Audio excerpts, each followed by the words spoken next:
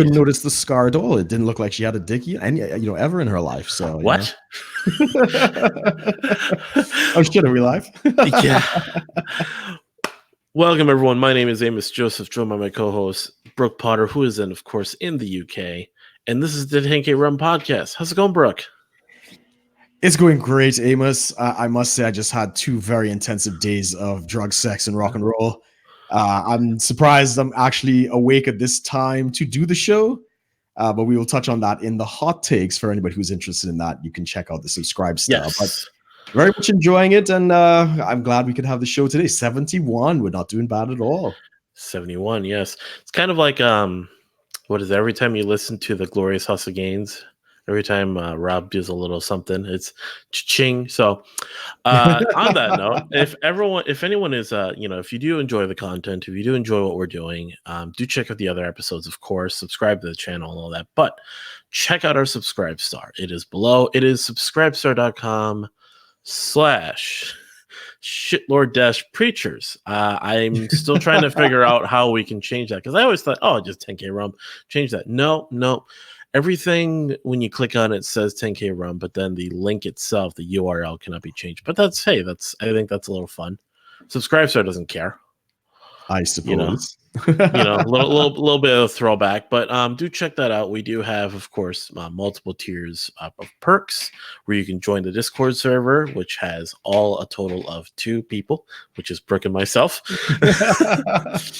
As well as we have perks that involve being able to watch our hot takes, which is a weekly kind of a shorter after hours kind of show, post show, like it's like 10 minutes to 25 to 30. We even did a 40-minute one when we had our guest host on, Jeff from the Asian Capitalist, but it's like a little bit more of a private conversation that we're a little more comfortable getting, telling people who, of course, care a little bit more about the show.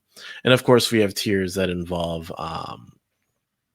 shout outs, and of course, being able to, of course, ask questions, have us give a take on something during the regular scheduled show itself.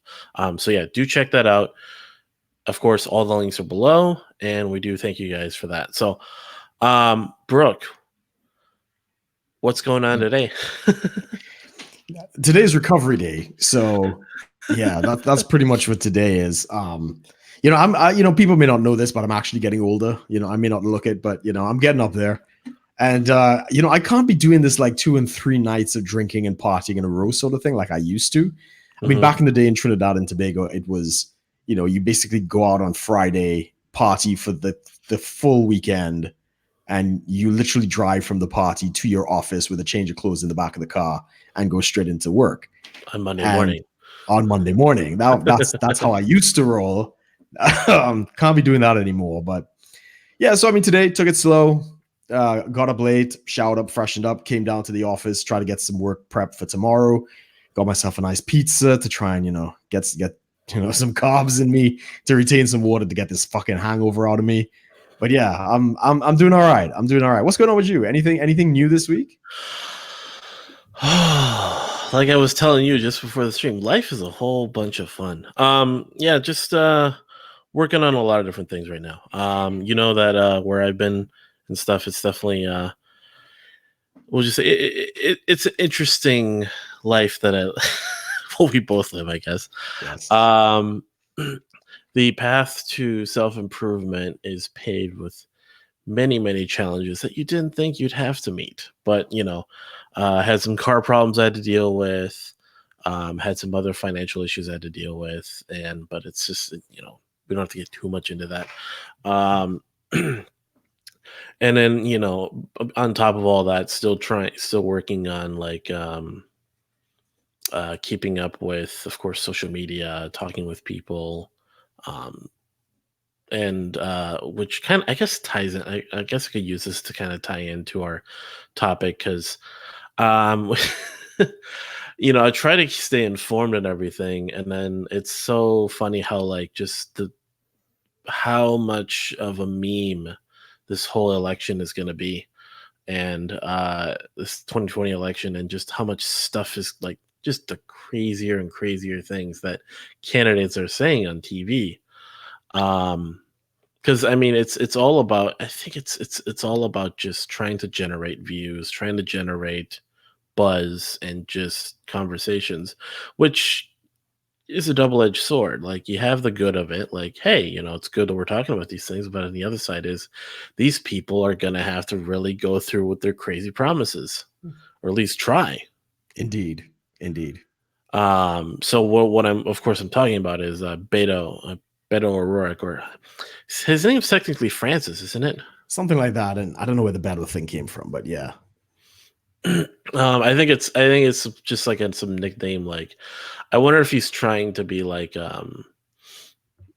like, Dick Nixon, or what is it, LBJ, or all these like nicknames. I guess presidents have always kind of had these short names, and Beto. Well, and of course, there's the whole Hispanic American, Latin American kind of thing he's really trying to go for, with the following Spanish answers to the Democratic debate. If you remember that, like half of the candidates were speaking in Spanish.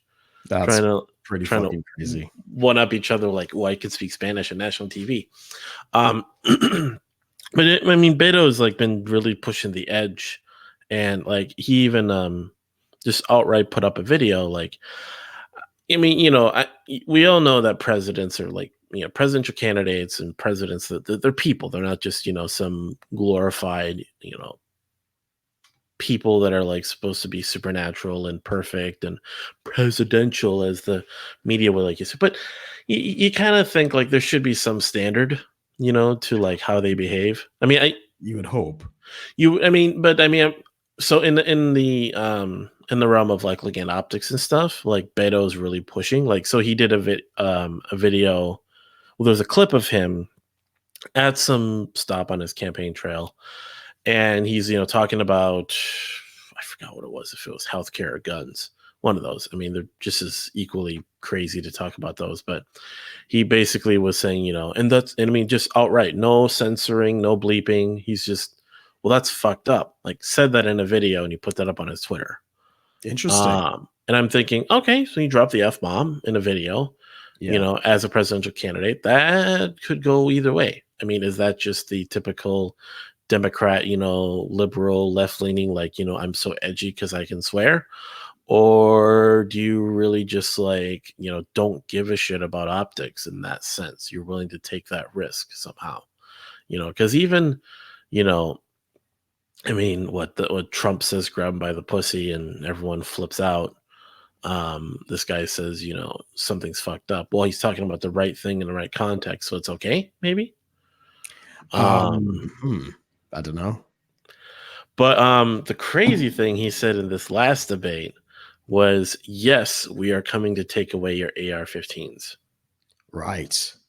Yeah, I heard. I've seen the memes and everything responding on Facebook and Twitter that basically suggested he said something stupid, and so I didn't actually see the clip, but yeah, definitely that's a pretty fucking stupid statement. I mean, he straight up just said, yeah, we're taking your guns away. Like, not even gonna hide it anymore at this point. Granted, the chances of him actually being nominated are ridiculously slim. Where's the polling at the moment? He's still bottom tier. Yeah, I mean, he obviously made it to the second debate, so that means something. Right. I think he's still like very low down. And this is the problem. When you're in these campaigns and you're debating, you try to get these sound clips that are going to get media attention. And it's basically free advertising, right? So if they say something somewhat controversial or edgy and stuff like that, then CNN and all the talking heads are going to repeat that mantra. And that's like free advertising for the campaign. But that, of course, is the problem. It encourages the candidates to say crazier and crazier shit. Right. Yeah. Yeah. So, I mean, I think, people are still kind of, you still kind of have that, I'm still looking at Andrew Yang. I didn't hear much about him. I know Elizabeth Warren and Sanders are, of course, going hard on the healthcare issue. Biden had a bloodshot eye, which everyone was freaking out about. Right. I don't know why. And then, so there's a lot of interesting things surrounding all this. I think, what else? Tulsi is still in, right? Yeah. Didn't hear much I about. believe so. I mean, you probably wouldn't get anybody dropping out until next year. I think they've got money to kind of ride out the next few months. Yeah. When does Trump start campaigning? When does like the official campaign season for the incumbent start? I'm not sure. That's a good question, actually. I guess once the Democrats are done and get their pound of flesh and get a candidate, then he will probably start up his campaign. I mean, he's technically been maintaining his campaign this whole time. That's true. That is true. And I think he's doing well too. He's doing well in the polls as well. Yeah, the whole doing rallies while he's president thing is very interesting. I mean, it's a little bit, a little bit of grandstanding, I think. But I mean, overall, it's a good tactic to keep the people fired up and hyped for 2020. Yeah. But yeah, it's just one of those things. Yeah, I'm liking the Trump rallies. I think the fact that he's still able to fill arenas and he's not technically campaigning quite yet, I think that speaks a lot to his character. But it speaks to his ego as well. He likes the attention. He likes all of that. I'm starting to see more and more like I know you, like, if you and I were to kind of compare like how much we like Trump in terms of like I'm more like respect and understand his tactics. Sure. Like, he's doing something that works. Yes. It's a tactic that got him elected in the first place, and he's sticking with what he knows. It's the dude's a salesman, and he's selling who he is. Whether his policies and all that, yes, there's he's playing some cards in really good ways. He's playing some other cards in not the best ways. I'll still say, I'll still kind of side along with like the Shapiro idea of good Trump, bad Trump. Yeah, of course. I don't probably, I guess, and it's not to say that like necessarily it means much, but like you probably like Trump a little more than I do. I don't necessarily think so at all. Oh, really? I'm not a big Trump fan. For some reason, there's a guy on my Facebook who keeps tagging me in everything Trump because he assumes I'm like a big Trump supporter. Not really. Like you, some of the things I like, some of the things I don't like. The only thing I really like about Trump is he pisses off the left. And the social backlash and his trolling is off the charts. That I love. How he plays the media and all that kind of stuff. As for him, otherwise, I'm not a huge supporter of it. But then I don't really take on U.S. politics to any big degree. Anyway. Yeah, I think us compared to most libertarians, because most libertarians are just kind of nitpicking at every little thing he's doing, which is justified. Yeah, you can do it. I think it gets tiring though, because when he does actually do something that's decent, they don't give him any props for that. Yeah, and that sometimes is like, I mean, I think it all comes down. It's kind of the whatever is not lining up with the libertarian, the overall libertarian framework is just no, no, we're not going to support it. Yeah, I don't know.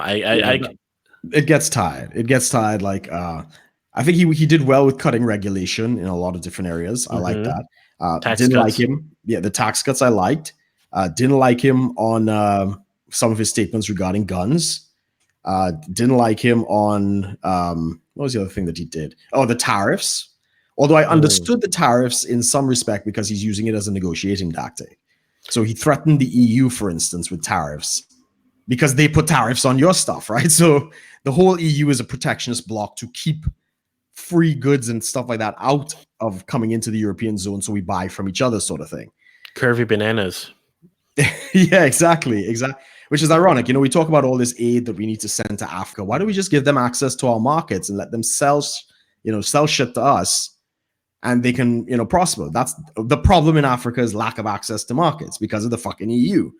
But anyway, so I understood when he slapped the tariffs on them, because why the fuck are you tariffing the United States? They haven't done anything to Europe. So he's like, well, all right, we're going to respond in kind, and we're going to put tariffs on what you put us, and we're just going to duplicate what you've done to us. And they caved. They basically, it's like, all right, we need a trade agreement and all this shit. Mm-hmm. So some of it is politics. He used the tariffs very successfully with Mexico, saying, look, if you do not curb the amount of immigrants that are coming in, we are going to slap a 20% tariff on everything coming from Mexico, which is a very large manufacturing base. And all of a sudden, walls start being built in Mexico, and camps are being built in Mexico, and the government basically said, yeah, we'll stop this shit. So again, not everything I agree with. So I don't agree with tariffs. I prefer free trade, of course, but I understand it, just like you. Yeah, and I think remember when we had Caitlin Cloven on, we talked about that whole thing with like understanding the difference between like what we want versus like what's practical in terms of like how to achieve certain goals of like libertarianism. And I'm not saying Trump is in any way like a guy that's leading to this libertarian, America, but that sense of pragmatism, of seeing that, just the way things are, the way the world is, and understanding that like there's a lot of things that just not really that aren't always going to be, just, if it's, if he's not doing this, then we're just not going to support him. Well, that's just not going to make sense in the long run. I agree. Yeah, we're going to criticize him, but I mean, and I'm not saying like libertarians got to vote for the guy or anything, but when it comes to the criticisms, it's like, the island of the libertarians, Yeah.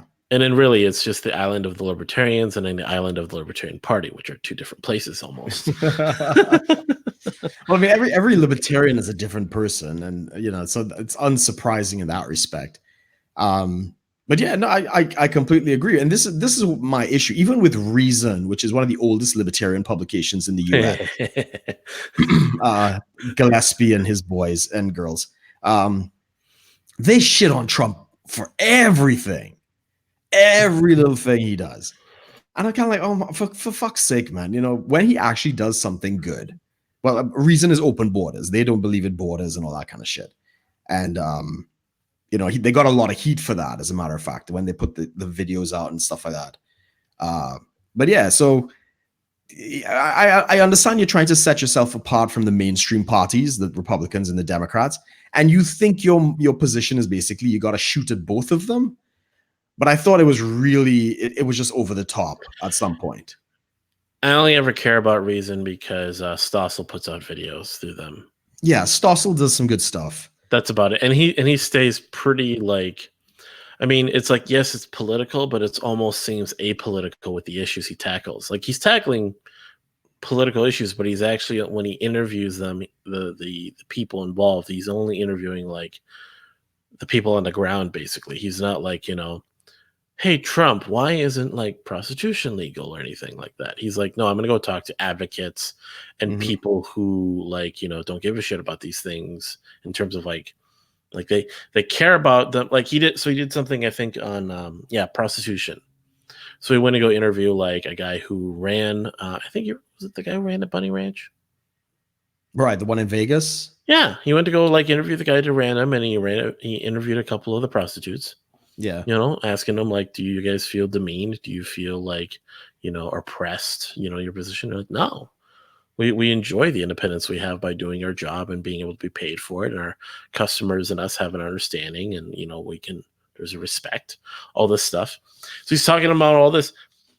No point am I, and then of course he'll interview like, the anti-prostitution advocate or something, but he's not sitting there like, oh, I'm going to start getting involved with like Democrats or Republicans. He's just like, he's addressing the issues. Yeah. So I'm like, hey, that's good, and then both sides can see that. Yeah. And go, oh, this is a well-rounded perspective on something that just, is not getting political. They're not going to go, oh, he interviewed that guy who's Republican. He interviewed that guy because he's a Democrat. Anyways, so I saw, of course, Babylon B is having fun with Beto, saying, what was it? I shared one of the articles on my on Facebook, and basically, I said, talk about open tyranny, and it says, in Babylon B, Beto, hell yes, I'm going to violate my oath to defend the Constitution. And then there's another fun one. This is like last week, but it said Democrats propose mandatory free speech buyback for dangerous ideas. Right. Yeah, that's good. That's a fun one. But I mean, when Babylon B is hitting you like that, like, and they'll hit both sides of the aisle. Yeah. Thinking the way they word it and the way they kind of show it, it makes perfect sense. Like,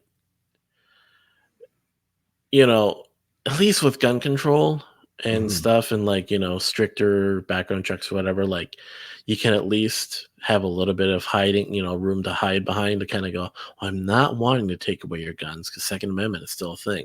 He just comes out and says, I'm going to take your guns away.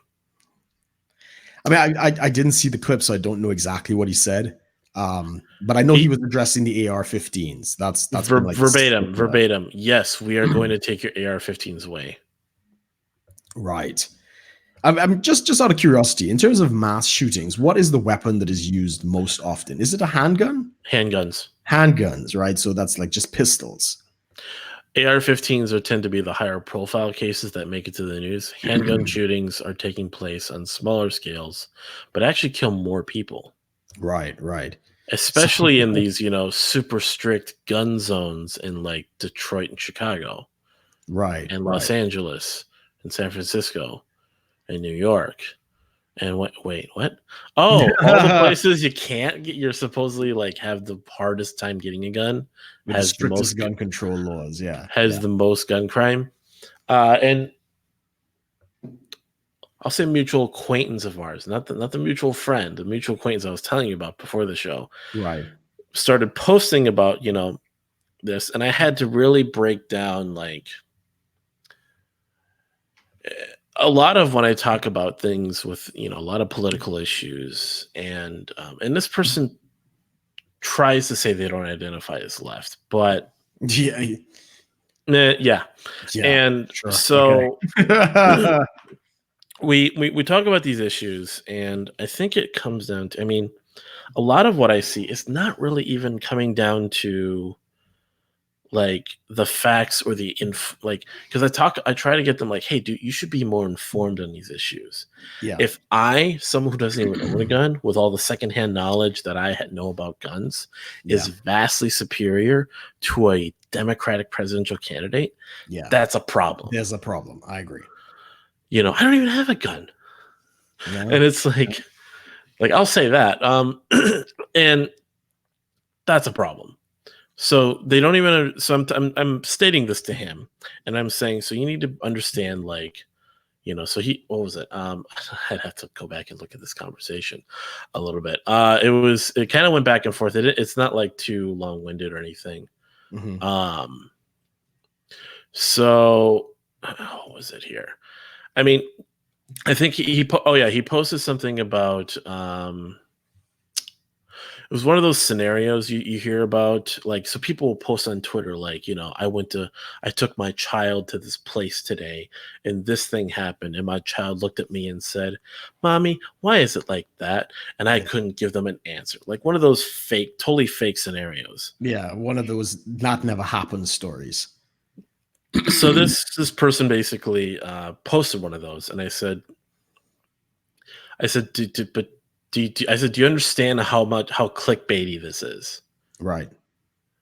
So I'm addressing that, and then it came down to a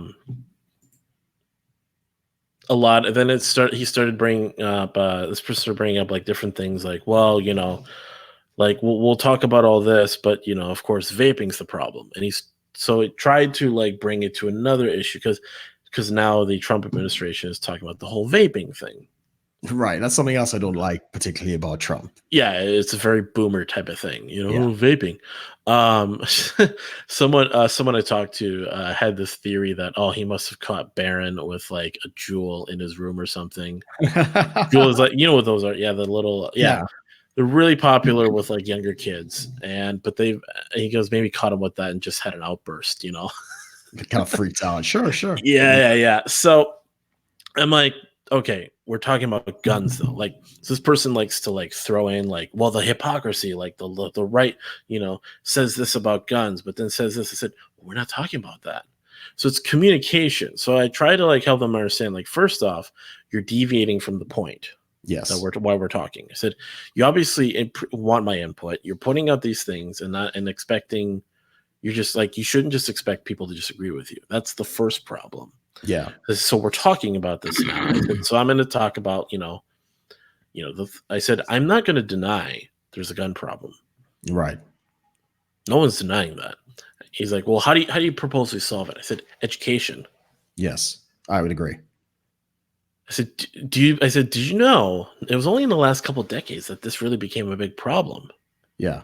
There was a time you could learn about guns in high school. Mm-hmm. You actually had regular curriculum where kids were learning like the basic safety and sort of having a respect for the gun as a tool more than a weapon. I said, yeah, it's still a weapon, but I mean, the balance between how we perceived it versus as a tool versus a weapon was a little more balanced. Basically, Yeah. We saw it as a tool, so we would respect it. Like, I have tools on my in my previous job that you know about, I had tools. Yeah. I have tools here that can, really hurt someone. And these aren't not illegal tools in the US. These are just tools. But because of the way society has perceived them, granted, they're nowhere near as deadly as a gun, but they can be within the right kind of hands. Not saying I would know, but it's just sharp, blunt objects, things that are meant to like, cut, has strength, when applied in certain ways to cut things. Sure. I just see it, it's a tool, and we just don't have that anymore. So, so I tried helping them to say, you need to understand like American gun culture. Yes. Like, American gun culture is unique to America. Guns anywhere else in the world have different types of cultures attached to them. Europe has different cultures within it of surrounding guns, but there's a very common theme around it. America had a very unique gun culture that developed because of our history. And, and it is a reason that it's so strong and continues to exist now, is because, it's well, first off, it's an amendment. Like, we actually have it as like an inalienable right to citizens, but also that, there's all these things. So he started, of course, bringing back like, I could just go to a gun show and just buy a gun. I said, you know what? You try that, because the gun show loophole doesn't exist. Yeah. Well, so then he starts quoting me, federal laws, and federal law, requires background checks and all this, that. I said, so yeah, first off, the background check myth is debunked, because he tried throwing that at me. Background checks, any state you're in, you need a background check. Background check, period. He says, well, what about like, what about private sales? I said, so here's what you're not understanding. Gun shows are public events. Yeah. Therefore, they're required to perform a background check. Yeah. Private sales are different. Yes. I said, how would you propose we regulate and police private sales? Yeah. I said, and he said, well, I don't know. I said, do you propose that the government starts hacking into your Google Home or your Alexa to make sure you're not making illegal gun sales in your house? And then he started going on about like Edward Snowden. He goes, I know about it. I said, and that's the point. You and I agree on privacy being completely breached in our society. Yes.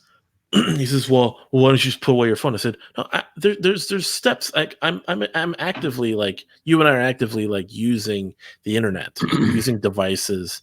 I have a phone, these things are definitely connected to the internet and could totally be tapped in on by the government.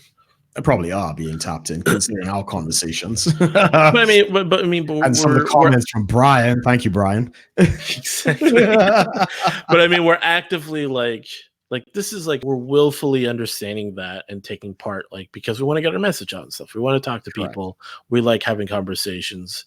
You know, people do enjoy watching our content. That's different.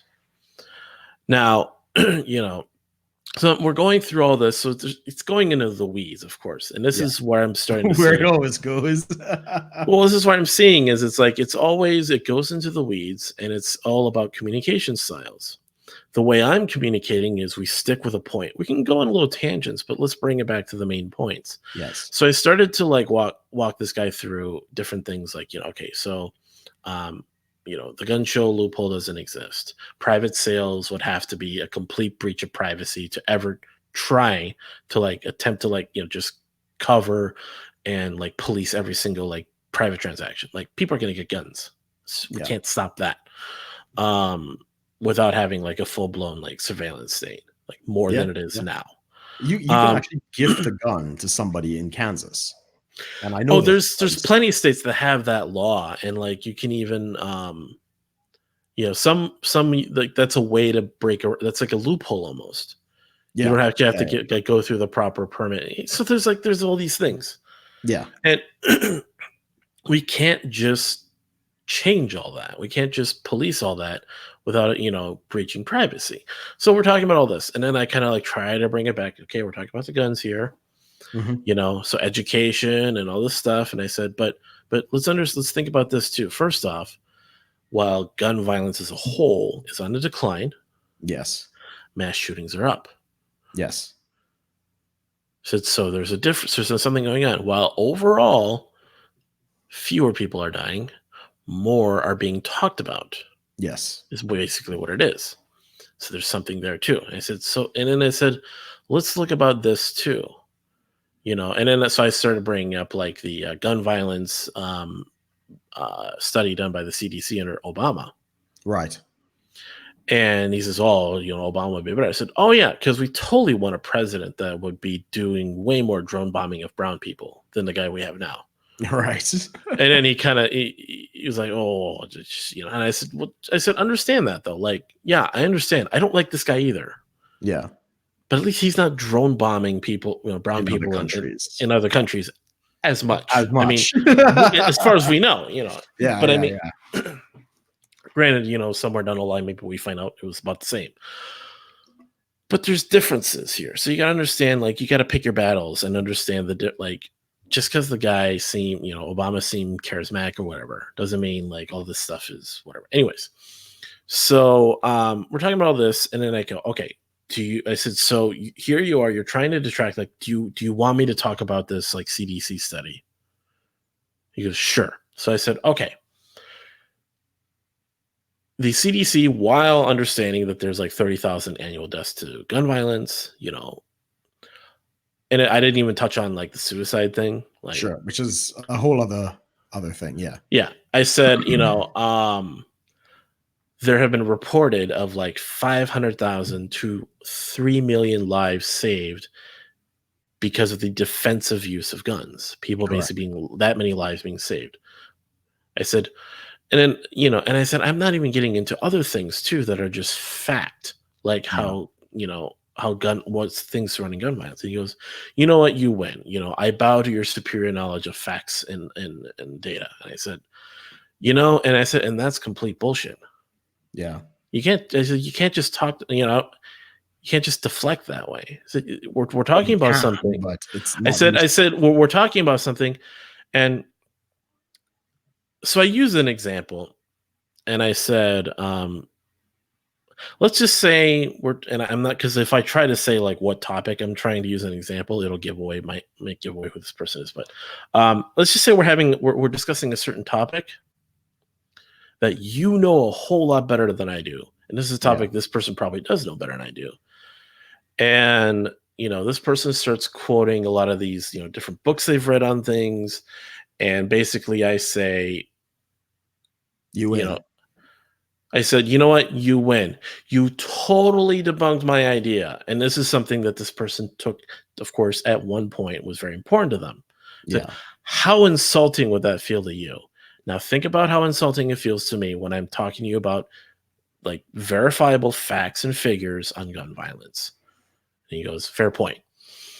Okay, now we're getting somewhere. I mean, it's fair if at some point, and I think this is true for a lot of people, if you just don't want to talk about it, right? That's Right. one thing. Like, but why I disagree with, well, I don't disagree. Why I think you were in the right to do what you did is that he sparked the conversation. He posted Right. something to get a response, and you're giving him a response, and then he's just like trying to shut it down. I'm all fine if you're having a casual conversation, hot topic comes up, and you just shut it down because you weren't looking to really get into it. I do it all the time. If anybody's ever seen me put ... okay, that's basically like I've switched off. I'm not listening to you anymore. Yeah, and then he got even to I said, what was it? So the last part of the conversation, I said it's I just said it's horrible communication. It's just a stupid tactic to avoid confronting issues being tackled in a discussion. I said, no one is denying there's a gun problem in the U.S. Not even the gun nuts. Correct. I said, unfortunately, the Democrats are offering an overly simplistic solution that the masses will just eat right up to a very complex and nuanced problem. And that's really how it works. If you're someone who's going to offer a very simple, gun, kill people. Yeah. Take away gun, people don't die. That's all it comes down to. Because it's so simplistic in the thinking, and it's not saying people are stupid, but the masses as a whole are more receptive to a super simple solution. Correct. Without looking at the overall nuance. Then you have to, because the people who really care are going to have to go deeper, like you and me. We have to go look at statistics. We got to talk, listen to people who are looking into this stuff, and then we got to go and say, okay, then we make our own view. And then the reverse is now we're talking to hundreds of people, or how many people would come across daily who are just like, oh, guns. And it's like, yeah, but the public is rarely ever going to be like receptive to very complex solutions. Yeah, it doesn't serve the political education, private industry offering better security options for storing weapons, providing better guns that just won't be as easily used to I don't know. Like, I think there was something that the fingerprint gun. I was about to say, yeah, technology might actually offer somewhat of a solution to a lot of this eventually. Yeah, but because what'll happen is a lot of these gun, if these gun, manufacturers have so much money they're, making off of us, then they would actually give a shit to make a gun that is so safe that only the owner can use it. And, if something, I mean, granted, there is the fear that there could be some breach of privacy. Like maybe they'll put a GPS tracker in a gun. Yeah. I mean, that's been the speculation that they're trying to register and track all the guns and stuff like that. Yeah, ironically, I think Obama tried something like that, and he let a whole bunch of guns get into the hands of the Mexican cartel, where they were trying to track the guns. So they deliberately went and put it somewhere for the cartel to pick it up, and the cartel got smart and they took the guns, and they never got any information from the tracking. So yeah. Yeah, it's a mess in that sense. And then there's also the defensive gun argument is something that people don't know about. So you have to ask the question. So is the nuance of the simplistic leftist thinking is more guns equals more violence. But what if people have more guns because they live in a violent area and they need guns to defend themselves? True. It's not as easy a correlation just to say, oh, there's more guns. I mean Switzerland. Switzerland has that point, that the entire population is generally armed, right? Because Switzerland doesn't really have much of a standing army. So the population is the army, which was the original intent of the US Constitution. You were not supposed to have a standing army. The population was the army. So that's why everybody should be armed. But yeah, granted, in Switzerland, you got to lock the gun up. You got to, put it in a safe. The bullets have to be somewhere different. But it's a military weapon. It they're is trained from a young age to learn about correct. guns too. That's the other thing. I tried to explain to them other countries that have close to the gun ownership rates that we do Yes, have an appreciation for guns through education. correct. We unfortunately don't, because there's such a huge rift between the people who know something about guns and the people who don't know shit about guns. I mean, you and I've talked about, that's the problem with freedom, is you have the freedom to be very informed or completely uninformed. A complete retard. Yeah, exactly. That's the Can we still down. say retard? I don't know. Maybe in the US. You But might need a license for that's that. the. I mean, yeah. That's the. I mean, That's the downfall of when you have such a free society, you're gonna just have people that just don't give a shit about issues. no, I agree, and I mean this is why while the cap utopia is a nice idea, it's not really practical. Oh, This and is something you and I've been discussing recently. I'm starting to kind of move away from it, as a just it's more of a dream. It is. It is. I don't think anybody had delusions of understanding that. Yeah, no, there's some things. Even Mises and Hayek, all of them kind of said there are some things that the government actually does better in terms of defense and other things like that. And like I say, if we had complete anarchy, you could do whatever you want. The roads would be chaos, even though you're not being taxed for roads. You could just choose whatever side of the road you want to drive on, right, Yeah. left, right, or middle. Right, you could drive on the line. I mean, once people start getting tanks and shit, they're gonna drive over the roads and probably tear them up. Right? So that's exactly the point. Is that now you kind of have to have some, at least a common rule book, as few rules as possible, but you definitely need it, especially if you're trying to preserve the nation. And yeah, and I mean, and then just the whole practicality of removing guns from American society. Do you really want a social do you really want civil war? that is what's coming. Just be real. It's gonna happen if you do that. This is not some conspiracy Alex Joseph, if they take our guns, we're gonna they're gonna turn the guns gay, whatever. I mean, turn the guns gay. Suddenly has a pink handle. Exactly. I mean,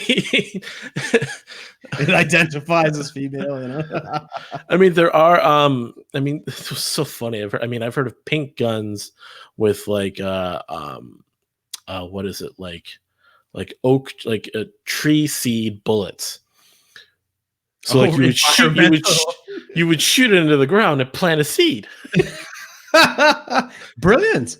Yeah, the free market answers the environmental issue with guns. I love it. Pink guns that shoot seeds into the ground. Jesus. Sounds like a dick. Just that's but great. I mean, that's brilliant. So, but this is not some crazy conspiracy, but this is something that the left needs to really understand. Just people who like guns. It's if people in any type of vehicle from the government try to start showing up and word gets, social media, word gets out that people are, government agents are out there confiscating guns. Yeah. Oh man. It's not going to be everyone's just going to be shooting all over the place and starting to kill innocents. There will be organizations, there will be areas that are going to be so organized to be you're not coming in here. Correct. Whole states will close their borders, starting with Texas. Yeah, they will. I mean, I talked a little bit way back the show Designated Survivor, where the Kiefer Sutherland becomes president, and one of the big problems he was faced with, and spoilers everyone, it's been out for a while, but basically one of the problems he faced as becoming the new president was because he it's the president always has the code name Eagle. Yeah. He was called Phoenix because rising from the ashes. Yeah. So they always say Phoenix this, Phoenix that. It was a little fun little thing I thought was cool, because he was the one president coming from the ashes of a completely decimated Washington D.C. So he comes out, and one of the things Oh, so he starts, trying to address a lot of these issues that are like going on now because of all the chaos that's coming out of like people basically not trusting in like DC anymore. Mm-hmm. And one of the states was about to go rogue. Really? Secede? Um, almost. Okay. Basically, they started getting into like constitutional law, like trying to figure out what his options are. Like, so at first he basically ordered the governor to like, uh, word got out that the attack that destroyed DC was a terrorist attack. Mm-hmm. That's a Arab given. terrorists, Middle Eastern terrorists. Sure. So what had happened was the governor started rounding up all brown people, basically, Right. because of course that would happen. I mean, I don't know if that would really happen. I mean, y'all had a terrorist attack in New York, and you didn't start rounding up a whole bunch of Muslims. So I mean, you had your problems, but there was never like full blown. There was not even full blown. There wasn't even any like state run, like rounding up or anything. You had incidents. I won't deny that. Heightened security. Anybody with the last name Mohammed was pulled into like a quite private questioning chamber. Anybody with a beard, pretty much. But I mean, anyway, so he starts sanctioning like arresting these people and stuff. Like, so President Jack Bauer steps in and basically says, you gotta stop this. And he goes, no, I'm protecting my country, and obviously you couldn't do that. Like, questioning like, well, the federal government obviously couldn't protect itself, so we're gonna do our own. And he starts doing all this other stuff to like enforce the law, and then he even like had to like federalize the National Guard. All this crazy shit. Crap. Where was this going? Where was I going with this? It was a very good episode. It was. It was interesting to see how they do, the Constitution, but it kind of showed like, how like, I mean, the state could just do that. And that was, granted, is it realistic? Yeah, but that was something very specific. Guns? Oh, because what they actually did. In this episode, what they actually did was they were going to hold the president at the airport, like not hold him, but just keep him from leaving the airport. Yeah. You're not leaving the airport. Yeah. All this stuff. So it's just states given enough of a like breach and just treading on the amendments among the Bill of Rights. Yeah. Shit will go down. I fully agree with that. As I say, Brian actually corrected me on the Texas statement. Because all these Californians are moving to Texas, Texas is going to be the next California because they're going to vote in the same shit that destroyed their state. You know what's going to become another California too, and probably not because of Californians. Why is that? What? Minnesota. Isn't Minnesota already like California light? We're a pretty liberal state as it is. Yeah. Especially, I mean, so you have a lot of like environmental initiatives, wetland preservation, a lot of taxes, but really shitty roads. I mean, yeah. All this stuff. And I don't know why exactly. I mean, there's something about it. Just it's a liberal state, but it's on course to be like parallel to like the track that basic California's been taking. A guy I know that lives around here basically was saying like businesses and investments, like people actually wanting to build Minnesota. Mm-hmm. It's those opportunities are starting to stagnate. Right. We're reaching a peak in terms of development, and if there's no real change in course, and we just keep going down this liberal path, this left-leaning type of path, it's just going to become another California. Right. I mean, we already have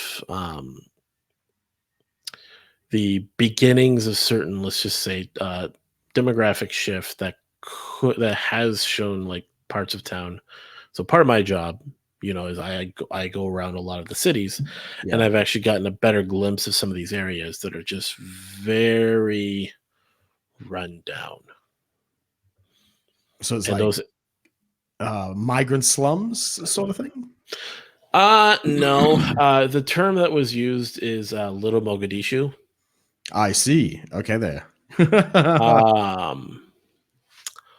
Yeah. I mean, it's just you have whole areas where if I were to go there, I'm most definitely the only white person, and I'm only half white. Yeah. For half a mile or a mile, like in any direction. Yeah. I get that. I get that. I mean, there have been.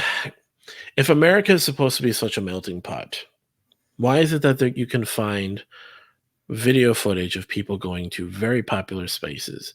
And for the listeners, we're not trying to advocate for any racism. This is just an observation. Like we've talked about this so many times, but I feel like I'm gonna start saying something. And people are like, oh, he doesn't like these people. It's like, no, it's not that. It's you have a clash of cultures, and you and I know about this. Yes.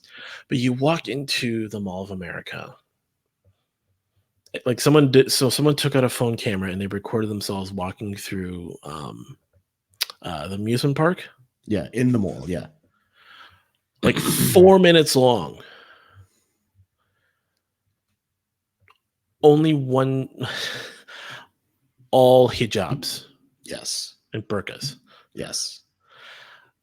Is that necessarily a bad thing to wear in public? No. But where is the actual diversity? Where is the melting pot if it's all the same melting pot if Correct. It's all the same thing? Brian's calling it the Mall of Mogadishu. Yeah. So for people who don't know, that's a city in Somalia, just in case. And I think Minnesota does have the biggest Somali. Granted, I have seen them, people that are like actually working to better opportunities, like going to school, like, if you want to say on the path to assimilating, being contributing members of society, that happens. But there have been so many cases where I've seen where that is not the case. There was another job that I did that I told you that about, where I went into people's homes. Yes. And I've seen just, a lot of situations that just did not look the best, we're not even talking about like inbreeding and stuff. Did we plan on talking about inbreeding? I didn't know. Wow, this show just got a lot more spicy. Ironically, that's the second time that topic has come up today. Yeah, we were talking about the first time. yeah, that was with somebody else. But I mean, I'll speak to that for a second, because I am an immigrant to the UK, and I just had this conversation with two guys Friday night at my local watering hole. One looks kind of like an immigrant. He's born and raised in England, but he's got a little tan to him. So kind of Mediterranean looking sort of gentleman. But he's 100% English. And the other guy, he's more Slavic, English, born and raised, but he looks more Slavic. So he looks very traditionally white. And my, Middle Eastern looking friend kind of spins around and says, why is it that, you go into the capital city of the United Kingdom, which is London, and you get up on a bus and nobody speaks English? And I was like, that's very ironic, because that was actually one of the culture shocks that I had when I got here. I would get on a bus and there would be 12 different dialects of people having conversations. I'm in London, and very few of those conversations are in English. And I remember it got so intense. Excuse me. I was in a cab. The cabbie was a Pakistani gentleman, loves England, loves cricket, loves the Queen, tea, crumpets, all that kind of stuff. And he had left Pakistan maybe 20, 30 years ago. And he came there because he wanted to live amongst the English. He wanted crumpets and tea. He wanted, Union Jack, Doctor Who, all that good stuff. He came here for that lifestyle.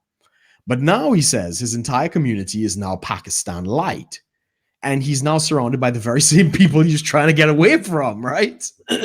Yeah. And he as well is an immigrant. And I speak to that as well, that, look, if this whole multicultural bullshit that they're pushing, that it's not natural. Human beings have always kind of had an in-group.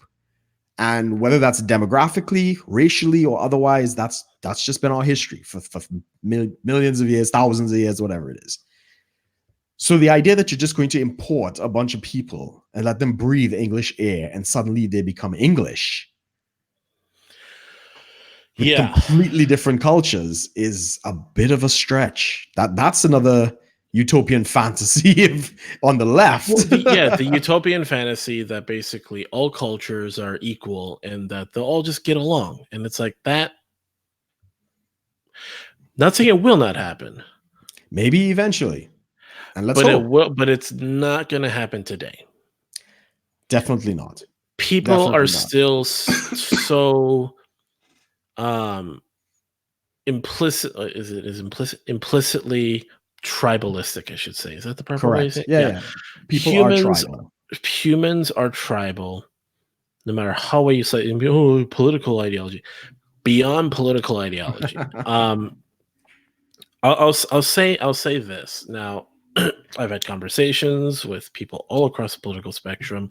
Maybe not so many, anarcho-communists, but I've had conversations because I believe in bringing in new ideas, just to not to entertain them, but just to know. So I'm not just gonna walk into a conversation and just I mean, that's the whole root of the problem of being called a Nazi is no one fully understands a position.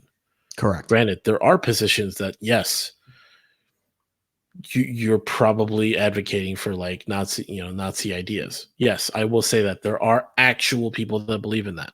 But in the conversations that I have had with people in different groups, and because apparently, surprise, alt-right people have very different views too. Yeah, some of them do want a complete white, full-blown ethno state where you're going to purge all the foreigners. The sort of one drop, they're not one drop of foreign blood. There is that, but those people are so few and far between versus the rest that just want, what they consider like a super majority. Like, I'm talking about people who are actually mixed like I am. They're like, I just want I don't want this crazy multiculturalism. Right. Granted, they're way stronger in those positions than I would be. They would actually advocate for some form of fascism. They'll just say that. Yeah. Some did, which was fucking crazy. But I will agree with them on the point of at least the concept of what they call identity. Sure. They talk about identity. They're talking about race, obviously. Not saying, race is super important. Obviously, I'm an example of that totally not being an issue between two people. Sure. Being, again, for the audience, half Chinese, half white. Yes. I had, and again, white guy with black friends. I had friends who were mixed. I had friends who were half black, half white. I had friends who were I've had mixed friends all across different mixes. Yes. I got along with a lot of people. But there's something really interesting about how these things that apparently were supposed to be so moved on from, so enlightened to be just never involving ourselves with, somehow these things just don't matter anymore. I mean, well, finish your point. And well, on the whole thing of identity, so one of the things that bother me at times is the Hapa community. We've talked about this. The half Asian, half white community is very, it's overrun with SJWs and leftists and just self-loathing people that basically hate themselves because they exist. Yeah. My dad was obviously a white supremacist that had an Asian fetish, raped a woman and married her and took care of her and brought her over here and bought her a house. And wait, what? But for those who don't get it, that is the SJW narrative of white Asian mix. Yeah. Obviously, that's not actually what happened. Your dad never raped anybody. So right. It's just stupid. It's I'm not going to sit there and look at my dad. Did you rape mom? It's no. But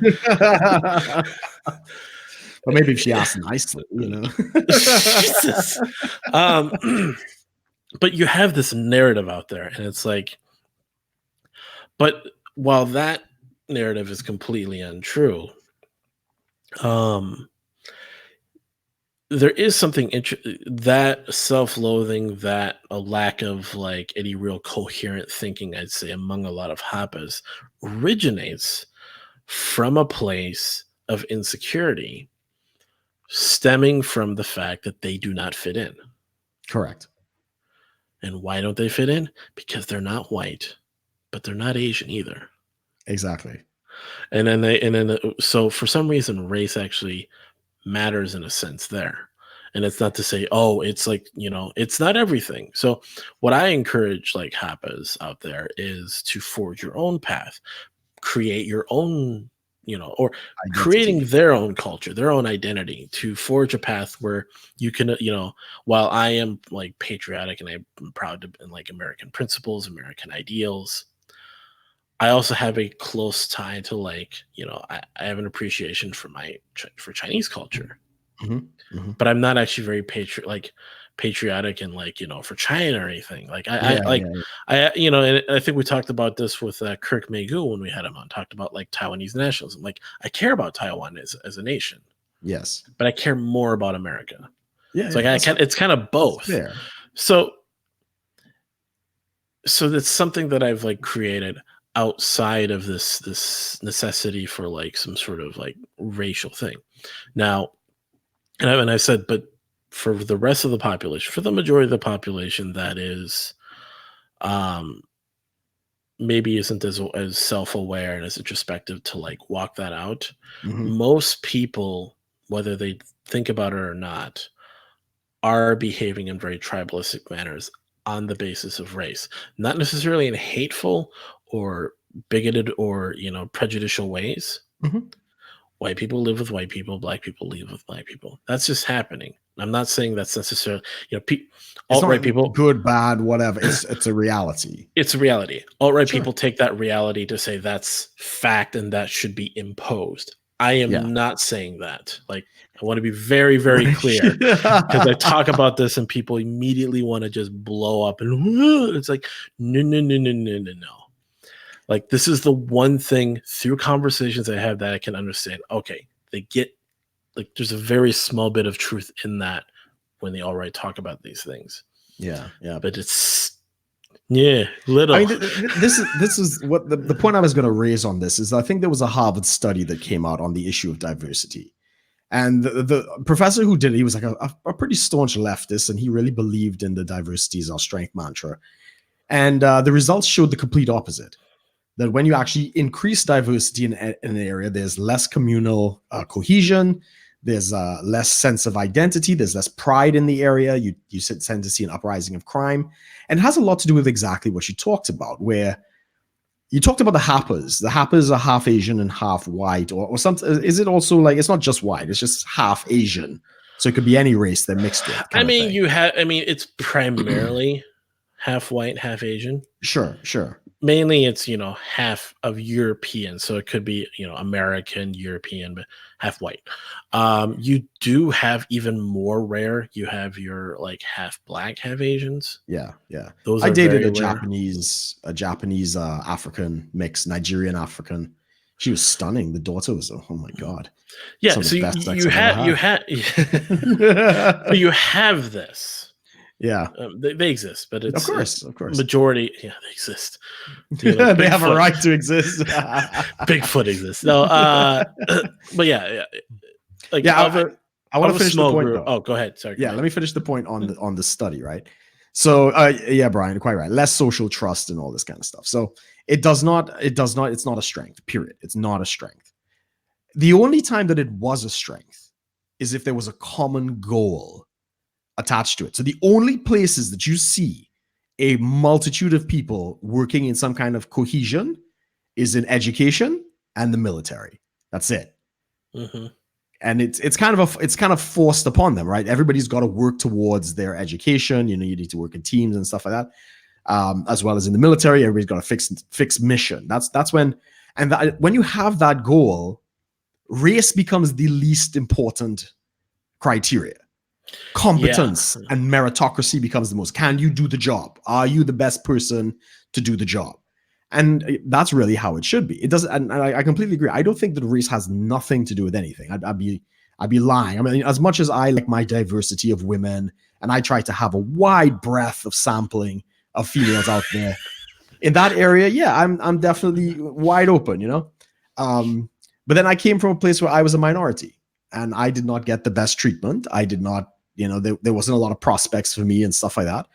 Hence, I moved. Well, I mean, that wasn't the reason I moved, but I can't say that it wasn't a motivating factor to the UK, where I pretty much look like everybody else. In fact, I look more English than some of the English, which is very strange considering I'm also mixed. But yeah, this is the thing. And coming out here, this is the first place I found that I've actually found a community. A friend of mine, I keep missing his name. I keep meeting him. He was in the chat. Humongous. He's a gentleman I know. Well, it's Ha is actually, that's how you pronounce his name properly. But he has it as Hugh because that's just how it is. But he's a guy in my pub. He's a guy I see at the pub all the time. And I'm supposed to meet up with him this weekend, but we'll discuss that in the raw takes. And I mean, he's mixed. The lady who runs one of the wine shops here, she's Turkish. You know, there's a gentleman who's walking around here. He's from Jamaica. I go to the gym and stuff. But we have that community feel in progress. Race is not an issue, you know. But if you import somebody who does not have that assimilation, doesn't have that mindset, or a different, or sometimes adversarial thing, or they've come from a society where violence was a way of life, and you know, not stabbing the mailman for being late is actually like a really big deal for them. You're going to have issues. And I think for the politicians, from the political aspect, that is what they haven't realized, is that just bringing people into the UK, and it really is reverse colonialism in a sense, right? So in colonialism, we went out and, you know, you try to take the resources and whatever. We're trying to do the reverse. We're trying to take the best people, but at the same time, we're also taking their labor. Like the people they need to fix their country, we just say, well, no, fuck it. Fuck your country. Come here. And so it's a reverse colonialism that's going on. And it's not working. But the problem is we're not necessarily getting their best either. Well, right. We're stealing their workforce too, which is more of the uneducated, you know, lower strated people and migrants and refugees. Understand, people in the audience, and the listeners and the viewers, we're not speaking of this in any sort of we're not trying to be judgmental or bigoted or prejudicial. We're just talking in terms of social aspects of the issues. Jesus, because like every time I'm just hearing in the back of my mind, like, where he's saying these people are uneducated, and I'm like, I mean, we get all types. I'll put it to you this way: we have most of our doctors in the NHS are probably Asian and East Indian, or possibly even Pakistani. So they're fully qualified doctors. They're brilliant in their field. We imported them from the colonies because they're the only ones who'd work for the ridiculously low salary that being offered by the NHS. Yeah. Right. Like a decent doctor who could basically, you know, best in his field is going to go out into the world and make millions. But because we put a cap on the salaries of doctors and stuff like that, only somebody from a place like India or Pakistan or even, you know, the Southeast Asian continent would translate the money into rupees or whatever the currency is. And for them, it's a lot of money. But when you actually live here and the cost of living out here is not a lot of money. So our entire doctors and nurses and all that stuff is all imported from the colonies. Because we have doctors here that are Indian, Asian in some cases. Yeah, absolutely. Like my grandfather got a hip replacement. He was talking to me about his doctor, and he was like, doctor this guy, the Indian name, and he was like, oh, it's really good, and get along with him real well. Yeah, no, they're great. The guy who did my glasses, like, you ever meet somebody who you just know they're doing exactly what they were born to do? That's my optician, right? And it's an Indian gentleman. He was Sikh. He had the head wrap and everything. Really cool guy. And I just absolutely loved his energy. And he was walking me through the test, and it was just like, you were literally born to do this. And he eventually did share his story. Like when he was very, very young, he decided this is what he wanted to do and stuff. Yeah. And I'd say those are educated people But these are also the kind of people that those countries need, because those are the kind of people that could really transform a nation. But we're bringing them in. Yeah, and so that's the issue. And again, another nuanced issue with all these complex things to look into. It's not even to say that I'm against immigration, right? Because I am a benefactor of that. Right. I'm concerned about the numbers that are coming in. Social engineering by politicians almost never goes to plan. Of course not. Yeah, it's social engineering veiled in altruism, promoted as multicultural, enlightened philosophy that's just, we can all get along right now. No, surprise. It's worse than that. It's actual white supremacy. It is. It's the white savior thing, isn't it? Yeah, it's the white savior, right? So the politicians who are orchestrating this nonsense are literally being white supremacists, saying we need to help the poor, inferior brown people and give them a better life that we have up here, right? It's a superiority complex. And, yes, it might be white, or it just might be a national reverse white supremacism. But that's what it is. That's what it is. They think these people cannot succeed. Soft bigotry of low expectations. It is the soft bigotry of low expectations. Exactly. Yeah. So it's actual white supremacy. Well, it's actual racism or whatever you want to call it. It's supremacy. So yeah. Because we should just let them figure things out in their own countries. No, I mean, again, I'm not opposed to immigration, but at the same time, you must understand vast numbers.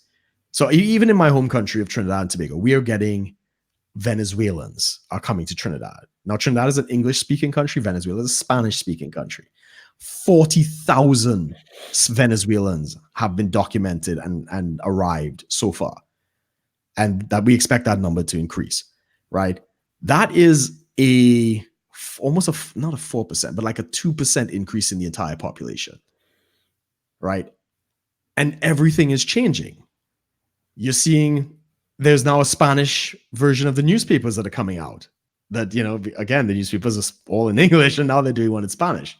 All of the work staff, so waiters, kind of a lot of the menial jobs and stuff like that don't require heavy English skills, all have been replaced with the Venezuelans. A lot of men have upgraded their wives, right there, because Venezuelan women are some of the most beautiful women in the world, right? And if given the choice of going back to Venezuela or marrying a Trinidadian to stay there, Venezuela is very practical. They're going to do that, and many a marriage has busted up as a result of this. So there is such a huge tension that's building. For the first time, Trinidad is actually dealing with an immigration crisis. And for the first time, they're actually calling for immigration control. And then they want to turn around and criticize Trump for suggesting to build a wall. Yeah. Well, let me not get started on Trinidadians. But again, it's that hypocrisy. It's that complete disconnect.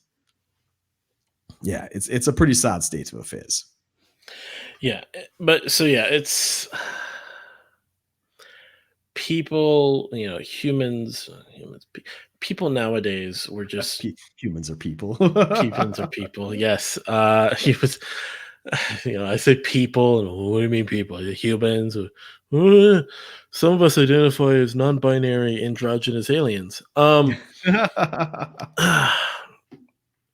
There's to think that people will just get along if borders didn't exist is ridiculous. It's just never true. Now, at least. In the future, maybe. Ironically, I don't know if you know how profound what you just said was, because borders has been the answer to a lot of the world's conflicts. Right, so the whole reason we have like a North and South Sudan is because we split the country. Well, the issue between Islam and Hinduism between India before and Pakistan is the splitting of India and Pakistan. So ironically, more borders are probably needed to enhance peace. which is a very borders have also been huge problems, though. Africa is an example of that. Depends on where you draw the border as well, right? Yeah, when you draw borders for other people, it's like, or hell, even Israel, you decide to form a state just because, whatever. That's a whole other story. Brian is not pointing out the India-Pakistan thing was messy as well. Because they didn't clearly define the ones to the north, and then both militaries kind of moved into claimed territory, and it was a disaster in a sense. But I think when they've done the research on it, on balance, if they had just let the fighting continue, it just would have gotten worse. Manifest Destiny was a bit messy too. Yeah. Expanding borders tends to be an issue. Yeah, so. That's where you get the problem, is when you try to increase. When is Trump buying fucking Greenland, man? Come on, get that deal done. So that's one of my I guess problems with like libertarians is they're very like you said, every libertarian is different. Yeah, like individual. So this is individualism. Like one of the side effects of individualism, including multiple organ failure and death. No, like these different pills and stuff. Libertarianism might lead to high blood pressure, erectile dysfunction, depression, and death. Yeah, sleepwalking, delirium, liking Trump. So you have all these, like libertarians that they're so on their own. But one thing, like it's funny. One thing they'll agree on is how they can disagree with everyone else. Yes, who are also libertarians. But that bigger problem is when you start talking about any sort of like groups, or sort of how like demographics. It's like demographics sounds like a bad word nowadays, which is weird. Like I say the word and I'm just like racist. Exactly. No, like, and then you don't want to like use other words.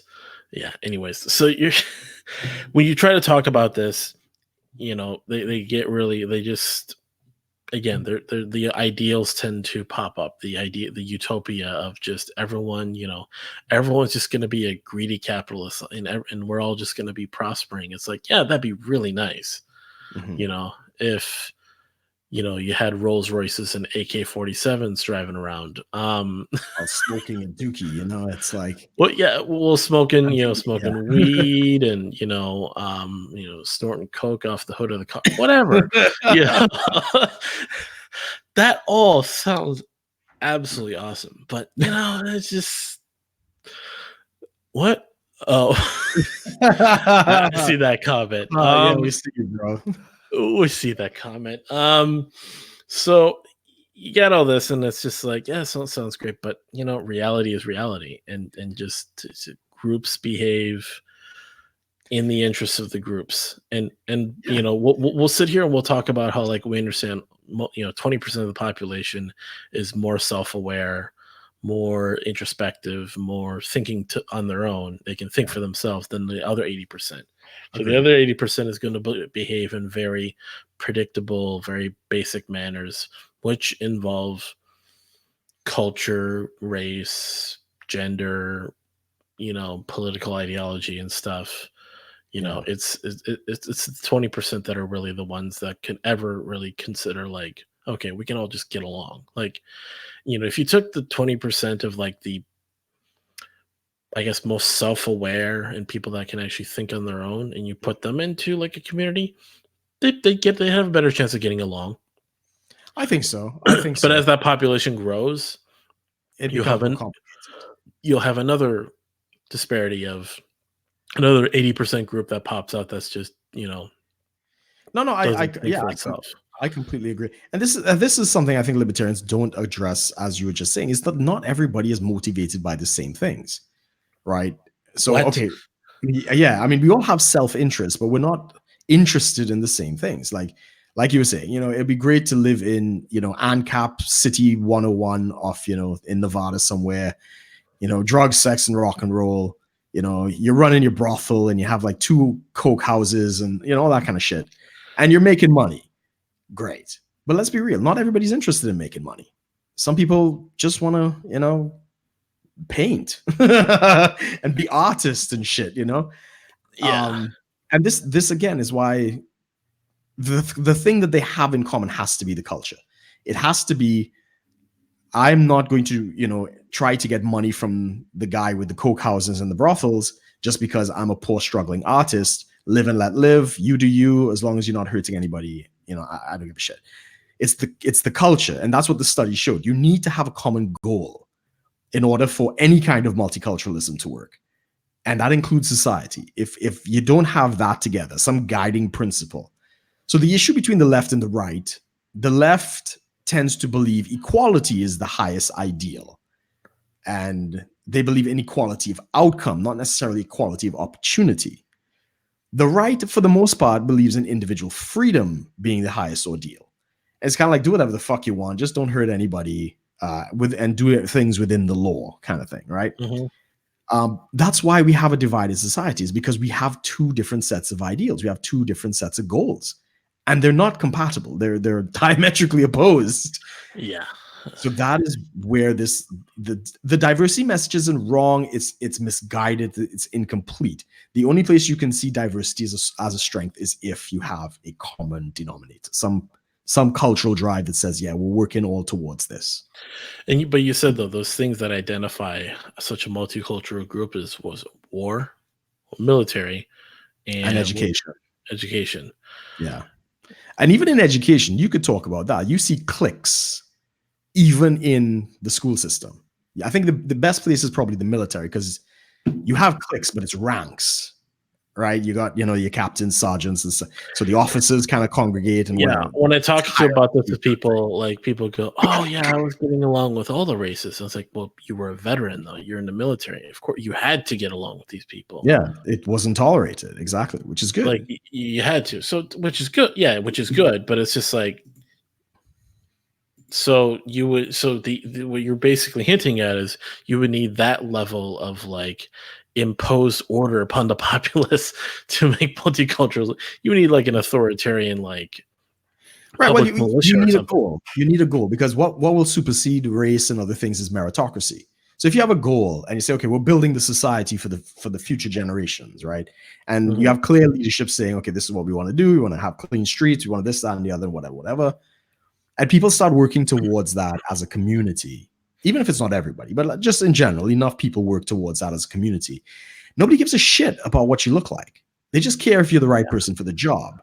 Yeah. In fact, we're seeing this very good in India right now with the caste system. So for those who may not know, India, very Hindu tradition, they believe in the caste, and they have, like the untouchables, which are very dark and tend to be like street people, sick, beggars. And they go different echelons right up to the top, which is the Brahmins. Those are kind of the holy men and stuff like that. I can't remember all the levels in between. And it was kind of established in law. Well, I guess by convention, you only associated with your type, right? In fact, this was the birthplace of hypergamy. Like, women would not marry down because I was about to say hypergamy was observed and named. Yeah, out of I think did you tell me that, or did somebody? I told you that. It was you. Okay, yeah. Yes, it was a sociology term that they developed out of that study of caste systems. Yes, and now it's being applied more appropriately to female behavior. Yeah, which is it's the same thing in that respect. But this is what's ended up happening now that the free market has entered India and making money. You got untouchables, supposedly the lowest caste, becoming multi-millionaires and even billionaires. The caste system is basically thrown out, and nobody gives a shit now about what caste or what thing you're in. Is like, can you make me money? Right? Yeah. That again, having a common goal supersedes everything else. Something really interesting, and granted, it's on a small scale that you would start seeing this. So, Minecraft servers. Yes. There's this guy I watch on YouTube. He does these experimental, like he'll do for like a week or 2 weeks, an experimental server where he'll state some sort of goal, or he'll start imposing like certain types of rules or order to see how people would behave in these servers. So like he did like an American capitalist system. Like basic. So what he would do is he would restrict a Minecraft server to like a certain size, and he would allow so many people in, and he would basically tell them like, these are the rules. This is what you're gonna do this. Just the other day he did one. What if I ran a server like communist China? Right. It was so because he gets very like he kind of goes off on some tangents that maybe aren't entirely accurate. Like the guy, you figure out at some point of watching this guy's videos, he's politically left. He's anti-Trump, right? But he tends to get some things right when he's talking about like political systems. But it's just funny. Like he did this. It was like the small area, and she like shaped it through like certain tools you use in the game to shape it to look like China, and he had a little strip of like land of basic blocks in the end, which was Taiwan. Yeah, I was gonna say. And he built, but what he did was so in the game you have like blocks and stuff. He put in these things called barrier blocks. They're basically an invisible wall. Mm-hmm. You can see through them, but you can't actually walk through them. Go through them, yeah. And anyone who tried to go over to Taiwan, he would basically, because he's the admin. He used creative mode. He'd fly over, knock him off the edge, kill him. Right. You're not going to Taiwan. You're trying to escape. So, and then he at one point he congregated all of the players in the server into one area. He called it, because this is a place where something may have happened in some square that we're not going to talk about. I'm going to kill half the people here. Bans half the people from the server. And anyone who brings it up is going to immediately be banned as well. Right. So, interesting. So he just did little things, but he said, he in the beginning he said this is a communist server, right? And people started building like factories. But then also people started building homes and city halls. Yeah. But then, as is every server, he builds. People always build statues to him. Right. Just funny. So it was just showing this, but it was interesting. Like when he stated a very like vague goal and stuff. Granted, it's a game. Granted, it's not real life, but people tended to organize and create pretty interesting stuff that surprised him most of the time. Yeah. When you don't really give people any super strict goals, you say, "Hey, this is kind of what we're about." People would do things. Yeah. So I kind of think of, there's no race, there's no tribe, as much tribalism you'll see in like Minecraft, but you tend to see like, for the most part, you got to be in these like situations that are devoid of these other factors. Yeah. People think, we just get along. No, like. No, well, I mean, a game is a unifying factor, to be fair. There's that too, yeah. I mean, if we had a virtual reality thing where, it's funny, like humans have so many, like we look at Star Trek, humans have so many different like races and ethnic groups, but then in Star Trek, all the aliens are one race. Right, exactly. Like you have black Klingons.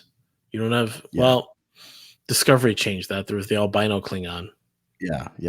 But that was whatever. It's a throwaway character. Yeah, it was just one guy. But I mean, or you remember, you looked at any race. You looked at even Vulcans. There were no black Vulcans as far as I saw. Yeah, there was. Wait. Yes, there was. Yes, there was. I thought there was. You're the Trekkie, and I know that. And he was like the captain's advisor. I can't remember his name, but he was there. Tuvok.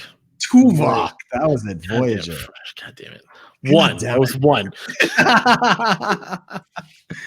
But I mean, for the most part, points, man. They're going to ban you from the server now. I know. But there was that one time. Okay, so for the most part, though. Okay, remember Enterprise, though. Yes. The Andorians. I don't remember how they depicted them in Enterprise. The blue antenna. I know, with the antenna. I remember it from the original series, but I watched Enterprise so long ago. I mean, for the most part, you never saw like the humans had the most diverse race. Oh, okay. Yeah. Sure. I agree. It was just, I don't know. I just thought that was funny. Like, because the Borg, when they assimilated everybody, they turned gray, didn't they? I mean, they had their if they were Klingon, they saw their ridges. Yeah. Certain aliens would still have like maintain their physical features, but they all turn gray. I don't know what the gray was. I think the gray was the it's nano. all the nanobots in the skin kind of thing. Yeah. But I mean, and of course, it was hilarious that somehow all humanoid species that could have kids with each other. That was always funny. Yeah, you get the half breeds of, like Worf was half Klingon and half human. Nope. He was a Klingon. He was a full-blooded Klingon raised by humans. Oh, right. Okay, so that's what it was. All right. He, for a short time, was like he had. Spock. Spock was half human, half Vulcan. Yep. Yeah, half Vulcan, half human. Yeah. There was even then they introduced so technically like Worf's son was a quarter human. Right. Because the woman he had the kid with, she was half human. I think I remember that episode. And then Voyager, they had a main character, part of the main cast was half human, half Klingon. So right. Say Vulcan, half Klingon, half Vulcan. That'd be interesting. That would be interesting. A warrior with logic. That would be pretty fucking cool. Anyways, it's an interesting discussion. We're not going to solve the problems of Western civilization and social dynamics in an hour and 30 minutes. What? Is that what I mean? No, I mean, obviously we're going to solve it among the hundreds of other podcasts that want to solve this problem too. We're the ones that will solve it. We're going to solve it, it'll be you and me. Exactly. Definitely. Couple of mixed mutts. Damn right. As I keep telling people, yes, I am 16% African, but that African part is from the waist down. Jesus. And that is a fact. I actually am 16% African. Did I tell? So, because you did the 23andMe, right? No, I didn't. I did My Heritage DNA, and then I imported that over to a couple other DNA. Now they can sell your information, right? Yeah, probably. But I mean, what the fuck are they going to do with my DNA? Like, seriously. I don't know. I was a virus to kill me. Yeah, fine. All right, I'm dead. I don't have to put up with this shit anymore. like seriously, what's the worst that's going to happen? Yeah, there was this one website called Nebula Genomics, that has come out now, and they basically their big selling point is they don't sell your information. Yeah, you basically sign up with them. They give you the kit and everything. Once your information is like done, it's only accessible to you. Yeah. You can obviously allow them to use it to further like studies. So like, and then as you like pay this monthly subscription, they'll they can like allow you to basically look like into more research and stuff into genetics to see if like something new could be revealed about your DNA. But only through info that you were allowed to see. Like it's not like sure. And I think so. I think the research into genetics and stuff like that, I'm very much in support of that. And if there's something unique in the DNA that they can find in my DNA, for instance, that they can find something useful for somebody else, I don't have it. I like Brian is now saying, they can clone me and spread my DNA to frame me for something. Yeah, maybe they could.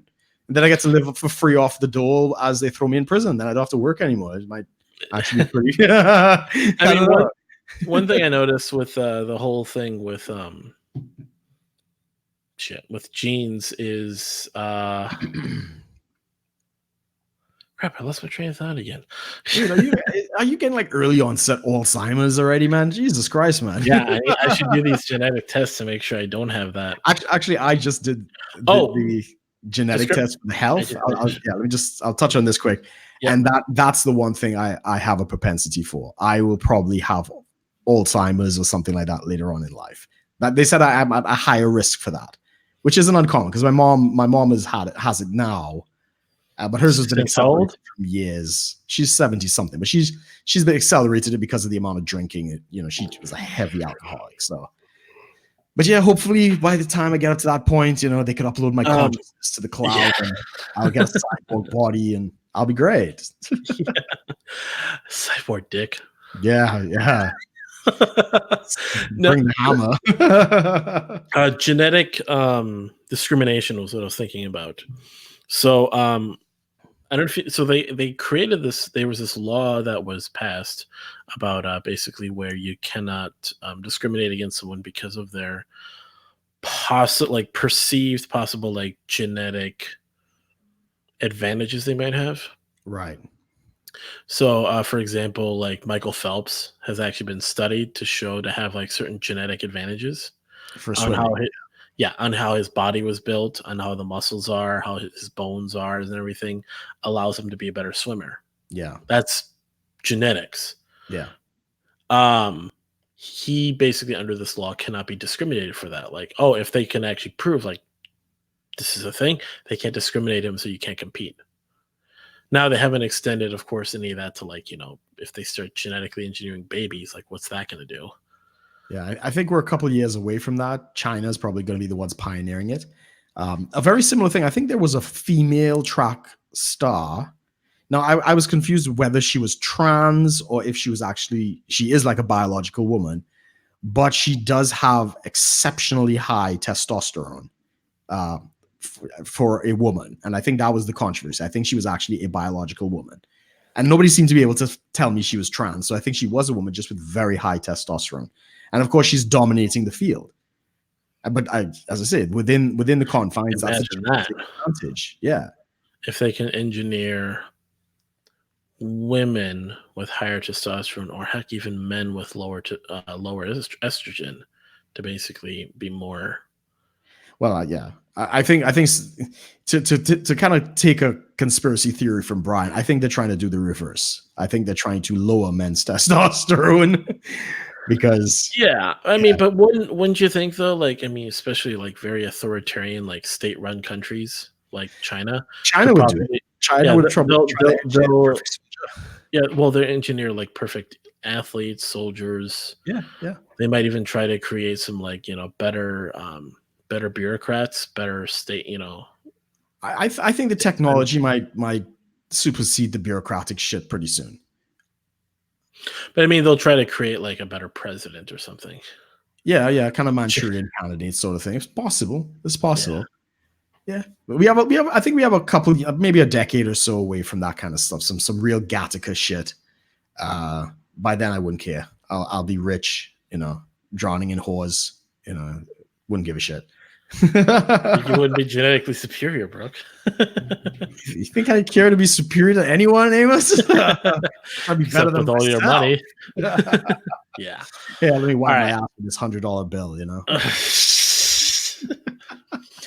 Well, we're at about an hour and 30 here, a little past that. So anything you want to add quick before we head out? No. I think we've said it all, Again, everyone, if you are interested in supporting us, do check out the Subscribestar below, subscribestar.com/shitlord-preachers.